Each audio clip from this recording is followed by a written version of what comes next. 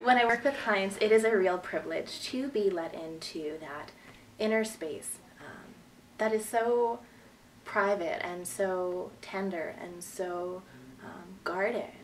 And to see clients kind of drop the walls in session and be able to not only let me in, but to go there themselves to these spaces that they don't necessarily want to go to always, the spaces that aren't always comfortable, but to those spaces that need attention.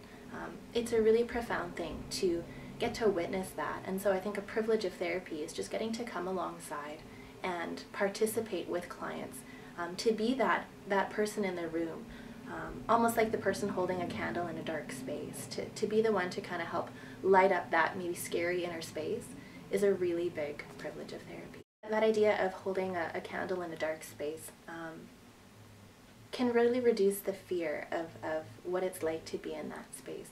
These parts of us that feel intolerable and feel too scary and feel like too much, to go there alone when it's dark feels impossible. But in therapy, to have somebody with you holding a bit of a light, to be someone who kind of can show you that maybe it's not as scary as you thought. It's kind of like when you're a kid and you think there's monsters under your bed.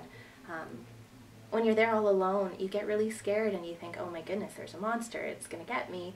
And you can't convince yourself otherwise, but you have mom come in or someone come in and put the nightlight in, and it makes things a little more bearable. Doesn't mean that you're not going to be scared anymore, it doesn't mean that everything's going to be better, but it helps reduce some of the fear and, yeah, the fear of that space. And so coming to therapy can kind of be like that, where I get to be the person who plugs in that nightlight for you and helps peek under the bed so that you don't have to do it alone. Working with the spaces that are really frightening is really hard because they seem overwhelming and they seem like too much, and you don't want to go there. Everything in us says run away from them.